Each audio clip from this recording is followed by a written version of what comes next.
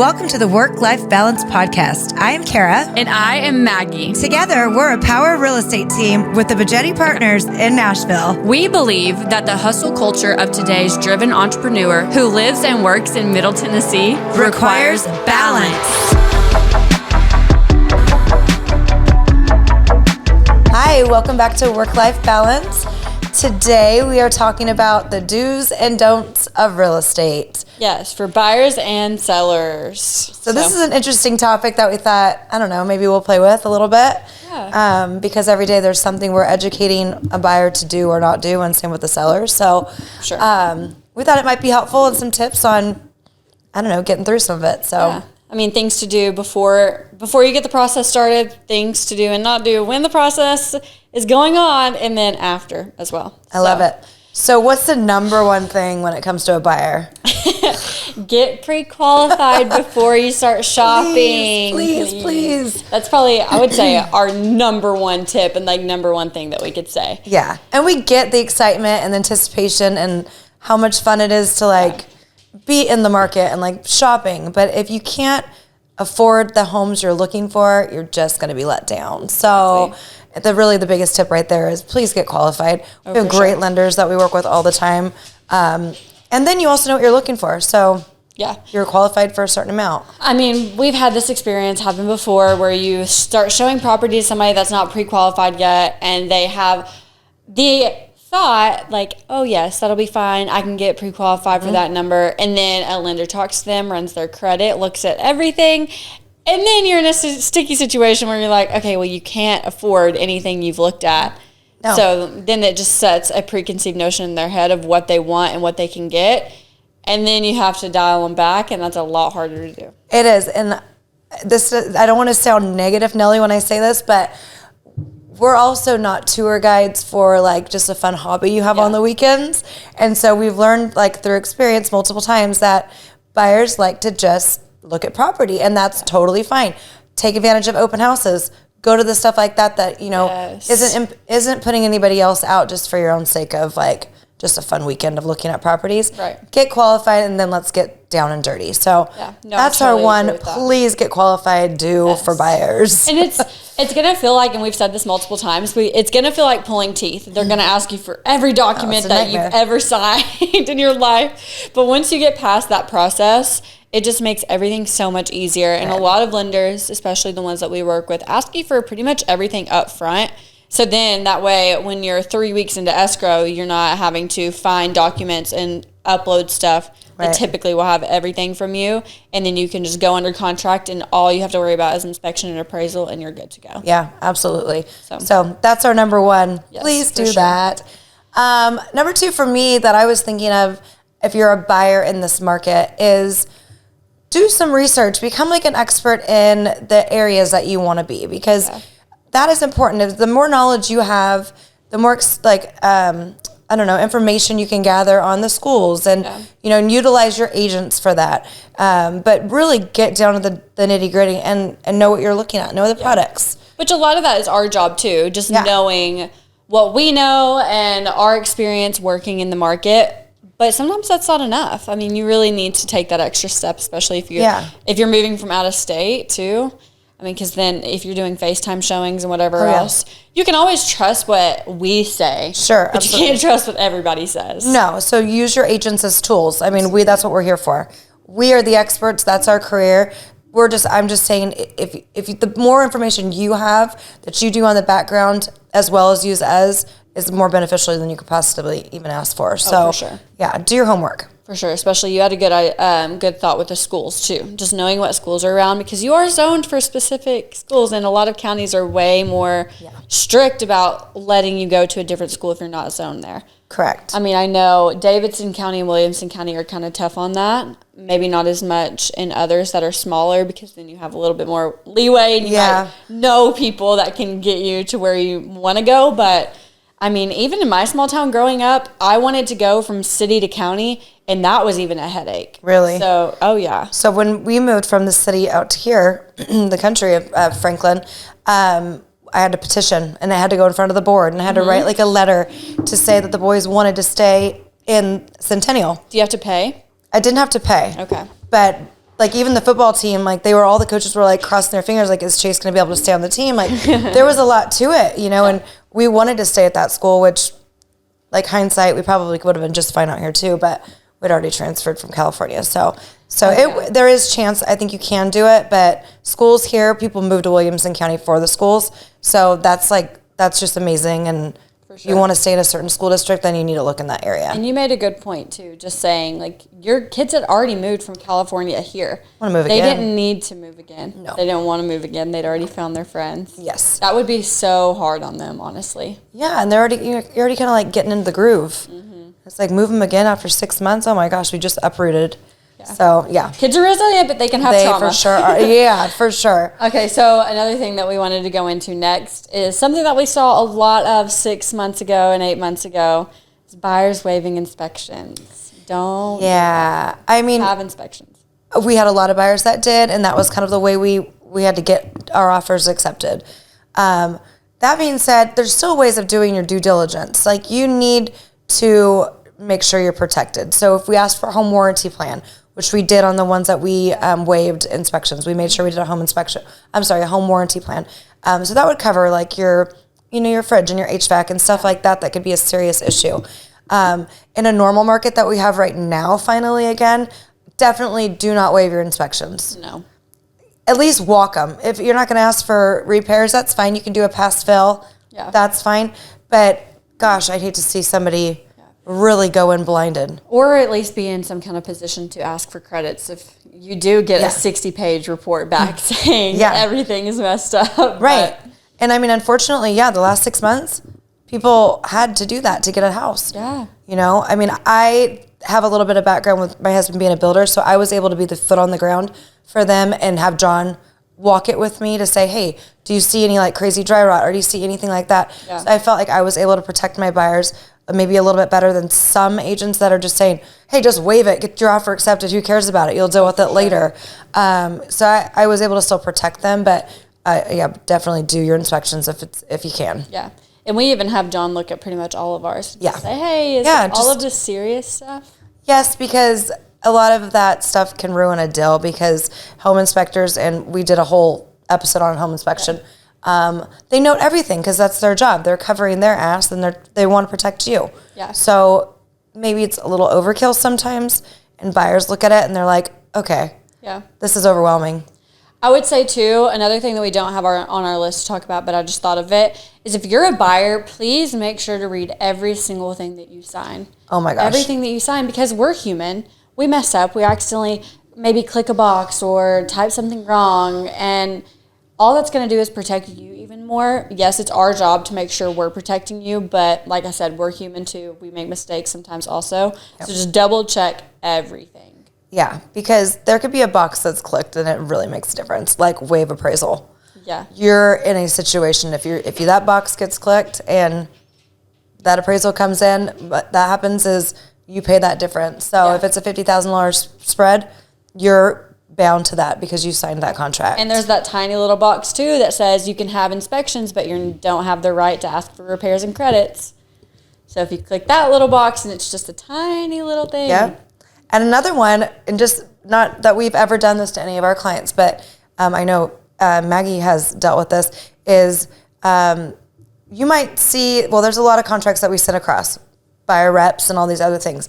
If somebody tries to lock you in as their agent for a year, 2 years from now, make sure you don't sign that. Yeah. And it's, I'm not saying that as like, you're not going to trust us in 2 years, but things change and relationships grow and they fall apart. And I feel if you and I aren't having a great relationship with a client, I want to be able to walk away the same that they should be able to walk away from us. Exactly. So I would say sign it per deal. Don't sign some long-term and we never do that. We never make somebody sign a buyer rep that's going to go past their closing date. We might do like 15 days past closing or something just in case it gets pushed back for some odd reason. But like you said, we don't want to lock you into a contract. If you don't want to work with us, you don't have to feel obligated to work with us. Absolutely. Yeah. We want you to want to work with us. We want you to want us. And hopefully we would never give you a reason not to work with us. But exactly. If something happens and our relationship goes completely wrong, then you have a way to cut ties. Because basically what that means, if you sign the buyer rep agreement with somebody, say I was a buyer and Kara's the agent, right? She has me sign a buyer rep agreement until 2024. If I don't want to work with her anymore and we don't go further to end our relationship, we just say, okay, I'm not working with you, you're not working with me, but she still has that buyer rep. If you use another agent, say we signed this in December, you go buy something else in April with another agent, and you're under that agreement, then that agent or Kara would get the commission from that agent for that sale. Right, even though you didn't do any of the legwork, and the poor agent that's like spun her wheels trying to find you that house, she's the one that takes it. So she likely would have no idea. Or she's the one that doesn't take it. Yeah, she wouldn't have any idea. Because that girl probably doesn't know she signed it, or that man. So read the contract. We do our best to help through that process, but I wouldn't say in any situation you should sign anything without reading it. No, absolutely not. That goes into don'ts for buyers. Kara, you lead us off. Okay, so everybody knows that you buy for location. Yes. Okay, you can always improve a home. Do not buy the best house in the shittiest location. Yeah. I mean, you cannot change the demographics of the neighborhood. You're not going to pick up the house and move it. You're just not. So buy for location first. Decor, style, all that stuff, that comes next. Right. But that we find that all the time. Like, it has to have this kind of countertops in the bathrooms. Has to have, it's like, no. Don't worry about all that. Like, that can come. Do you love where it's situated? Because that's not going to change. Exactly. And, I mean, unless you're an investor and you see an area becoming gentrified and updated, and that's where you want to invest. Yeah. But that still goes along with, that's the location that they're seeking. Absolutely. Rather than the style. Don't buy for style. Don't buy for style, because one style goes out of style. Literally. Trends fade. But you can always do that. You can always do the material stuff later. It's not a big deal. I mean, this is a perfect example. This home that we're sitting in right now, bought for location, 100%. You can't beat it. I mean, you've got houses that just came on for $14 million down the street. And you got a damn good deal. I got a damn good deal. But it's all work in progress to make it the home I want in the location that we desired.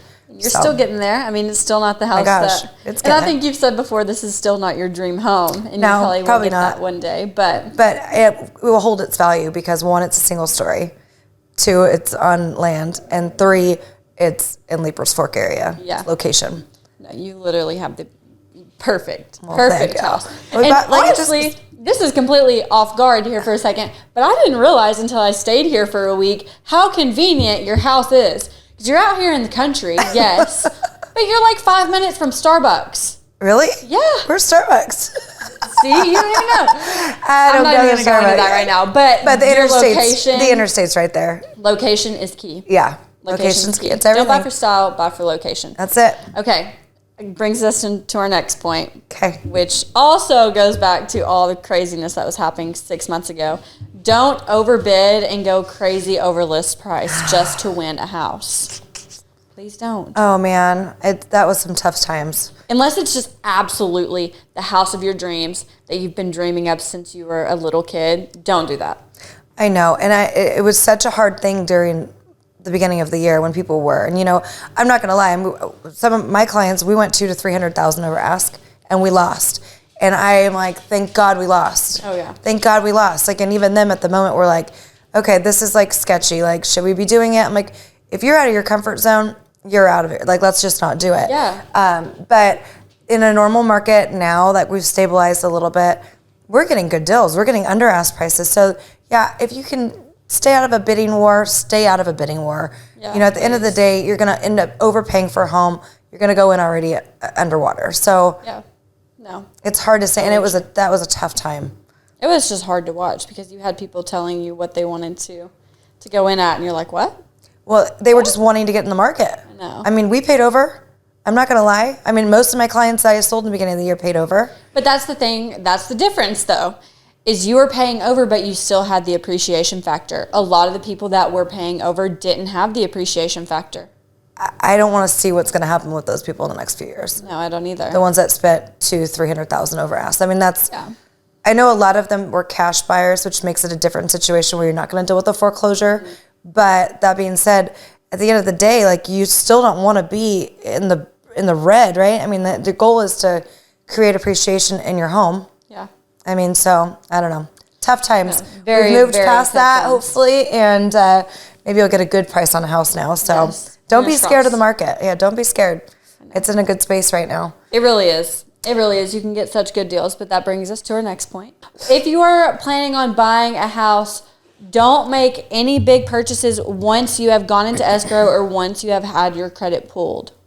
Okay. Please. That being, because why? Do you want to explain it, or you want me to explain it? Go ahead. Okay, so when you're qualified for a loan, your lender looks at all of your assets to debt ratio, right? And you have to be in a certain amount. There's a percentage.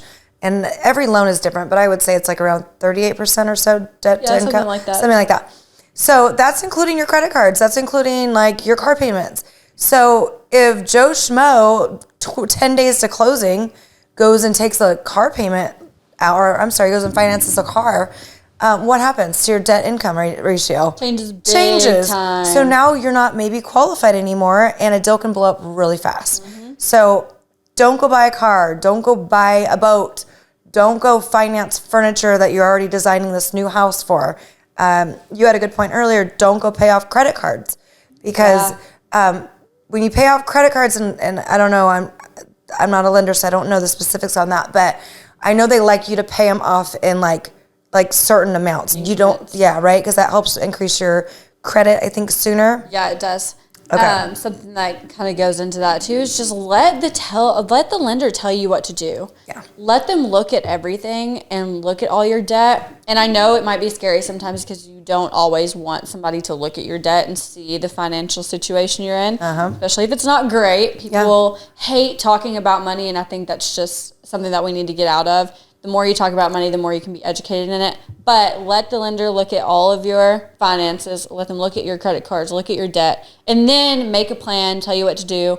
If you need to have credit recovery, let them tell you how to do that. Please don't just think, oh, I have this running balance on this credit card. I need to get it paid. Right. Because that's not always the case. No, and it takes a little bit of time for that credit card payment to actually result in an increase in your credit. Right. So you've really got to let the lenders lead the way on that. Yeah. It takes, what, 6 months? I'm not really sure, but I know it's not instant. Yeah. It's not instant at all. And if you've ever missed a payment, like a home payment, that lasts for over a year before you can start rebuilding that. It might actually be longer than that. So your lender's a great tool. That's why we have them. Let them lead the whole financial path. Let the realtors lead the whole buying and selling path. Yeah. It's a good teamwork, and that, knowing that your team is there working for you, you can trust us, and we're taking you, we're leading you in the right direction. So for sure. So that's for sure. That's our don't. That's our don'ts for buyers. But that also just goes back around to the do's for buyers.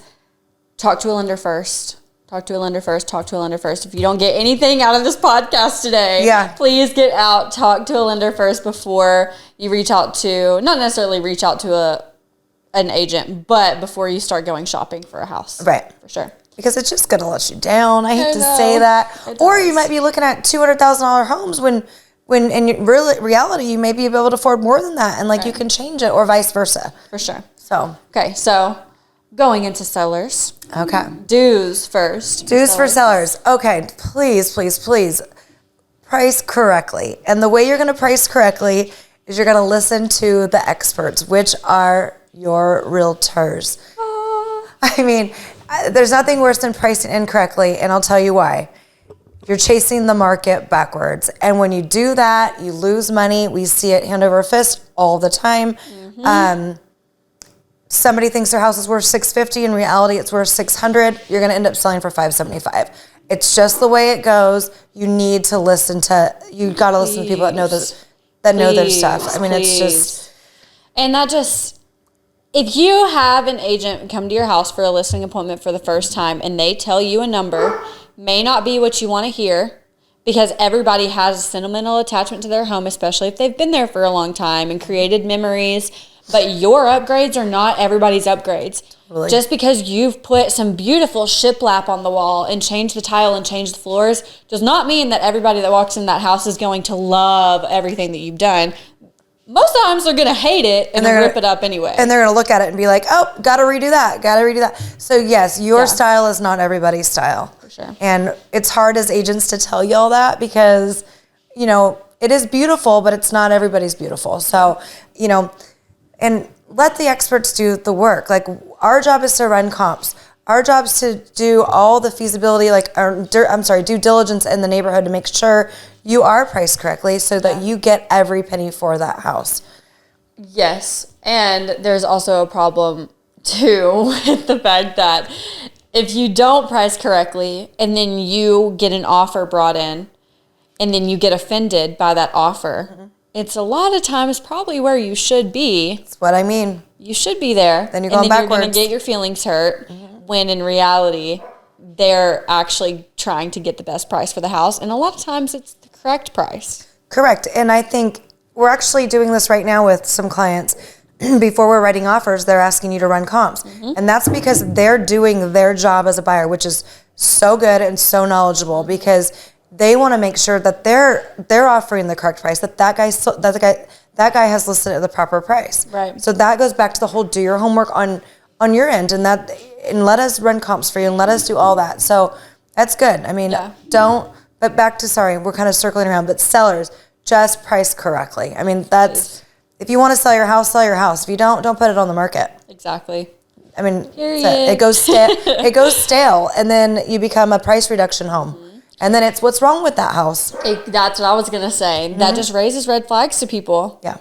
And especially, too, if you are overpricing and then people are like, okay, well, why are they so much higher? And then they come to check it out and it's no different than any other house in the neighborhood that they've looked at. Yep. And they're like, okay, well, then these people are smoking crack. Well, and we were just doing comps yesterday we were running property history on some properties that sold back in 2022. It was 6 months ago. Okay. And I think it was 6 months ago, wasn't it? And they were asking. Oh, yeah. They were asking like $200,000 over for a house that they bought 6 months ago. Yeah. So it's like, okay, you can't cut a fat hog on every deal. And that comes to another point. Sellers, don't be greedy. Yes. Don't be greedy. It's really going to bite you in the ass. And I think I'm a big believer in karma, and you put out good vibes and you get it back, and it comes with real estate all the time. Absolutely. If you're going to go out there and be greedy and do all that with your buyers, I mean, it's not going to end up pretty. No. And that's the thing too is, I mean, personally, I don't know if everybody feels this way because a lot of people are money driven, and that's not a bad thing. Right. But if you want to sell your house and somebody is coming in and they really love it, but they may not necessarily be able to meet you at the price that you want. But if they love the house, they're a good family, you know it's going to the right people, compromise a little bit.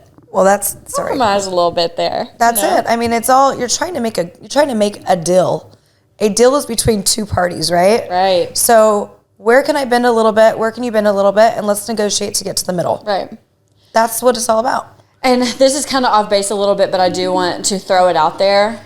If you are trying to sell your home, please, and this may be an unpopular opinion, but don't use a big company that you see now, because they're not going to do the marketing and they're not going to do the legwork. Hallelujah. And they're not going to take the extra steps that it really does take to sell your home and that you would get with a local agent.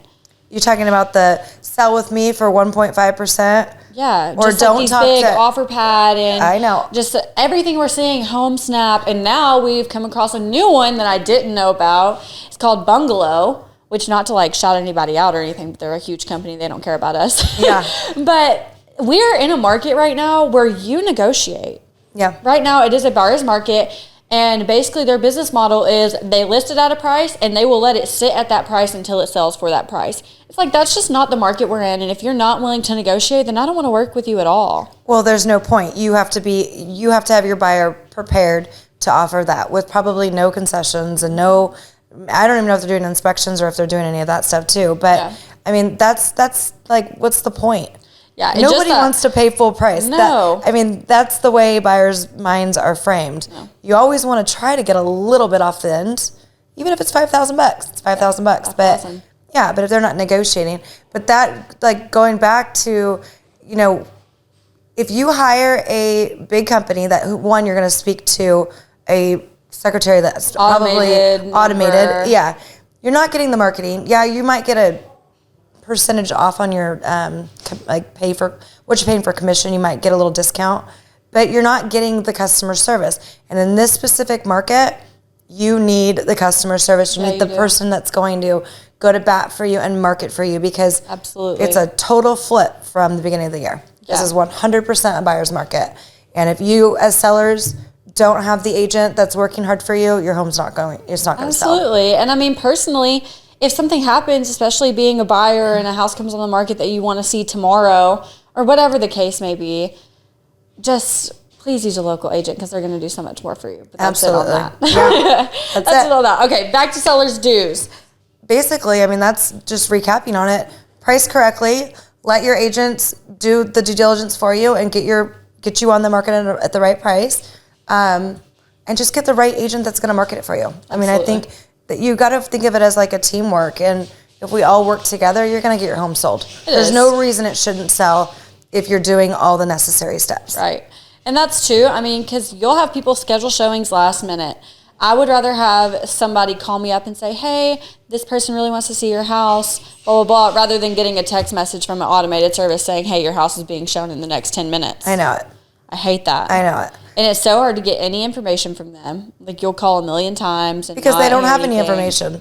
No. You're just, that house is probably one of 100 or more that they've got in their database, and it's just, they just filter through. So there's no communication. And like you said, no negotiation. If that's the case, I don't want to do that, Jill. I don't either. No. Okay. All right. Seller don'ts. Seller don'ts. Where do you want to start? I don't know. Sellers, don't do major renovations before putting it on the market. You're not going to get your money back. I know that you think your kitchen needs to be updated or your bathrooms. And I don't mind little things. You know, if your carpet looks terrible, rip it out and do some new carpet. Yeah. Little things, but major renovations are not going to get your money back. Or at least reflect that in the price. Correct.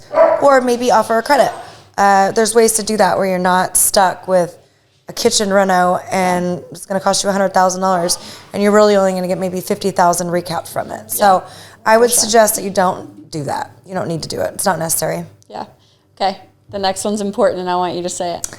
Okay. The next one is, this is what everybody is saying. And then it's always that. Wait until spring. Don't wait till spring. It's just something that everybody feels like they need to do. Like the flowers are blooming and it's springtime and everybody's going to be out from the holidays. And so why do you think, like, don't wait for spring? Why do you think I said that? Okay. I think because you need to focus on what market you're in currently. I said this, but you're never going to live in the future and you're never going to live in the past. So you can't focus on what you think the market's going to do or what it's done in the past. You need to look at the market as it is right now, what's happening now, and how is that going to affect you now. Correct. Don't try to predict it because, I mean, we see all of these people trying to predict what the market's going to do, and nobody's ever correct. No, because nobody has a crystal ball. Nobody. So I put don't wait till spring. Because one, everybody's going to do that. And then what happens if you have an influx of all these homes on the market at the same time? Now what kind of market do we have? Exactly. A buyer's market. So they've got all these options to pick from. Mm-hmm. So now you're in a shitty situation. So for sure. I've sold homes on Thanksgiving Day, Christmas Eve. I mean, it does not matter. Put your house on the market when you're ready to sell it. Yeah. And you can always negotiate closing dates if that's not like the preferable, like, for instance, my sister, she's got to close like the day after Christmas. Yeah. So she's able to do a rent back. So, there's options. But when you're ready to list your house, list it. Exactly. Don't wait till spring. No. Don't wait till after the holidays. Don't wait till the end of summer when kids go back to school. Yeah. There's always something that, we as sellers think is the best time. Right. There's never a right time. I mean, like I said, you're never going to know what's going to happen to you in 6 months. Yeah. So it's not ever going to be the perfect time to do it. Mm-hmm. But if you think you're in a good position at the moment, just do it. Absolutely. But I love that one. That's just such a big thing.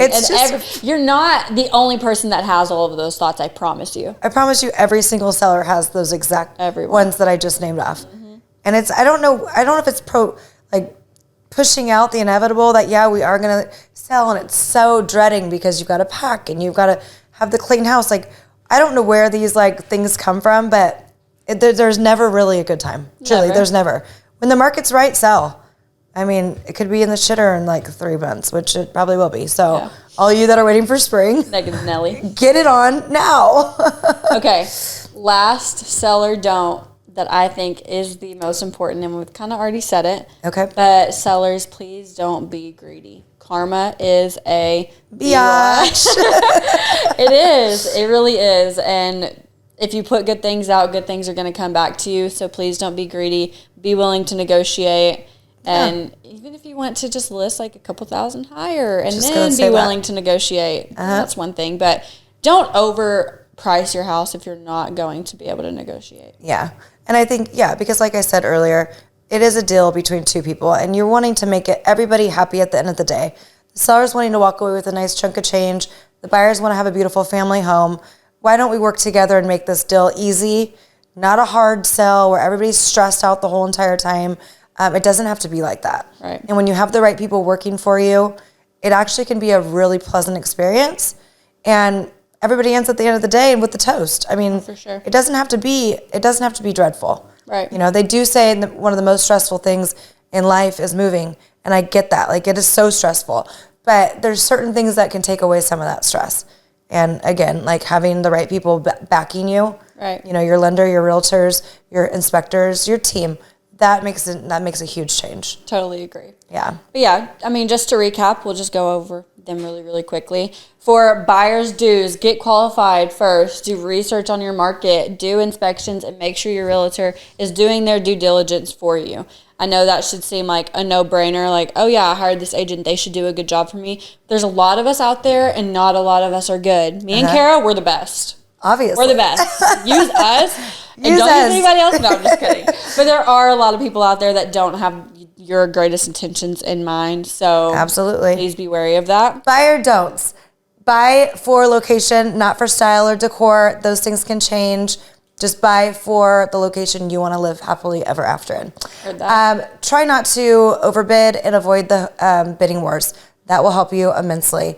And do not make large purchases prior to close of escrow. Yes. Okay. And then seller dues. Please price correctly, trust your expert, and market as many ways as you can. That's it.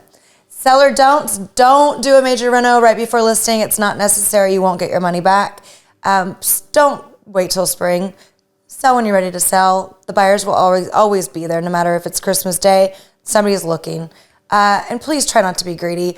Make it peaceful for all parties involved. A hard sell is not beneficial for anybody. So absolutely. Those are our do's and don'ts for today. Hopefully you learned something. Take something out of it. Yeah. Or hopefully we didn't just sound like crazy.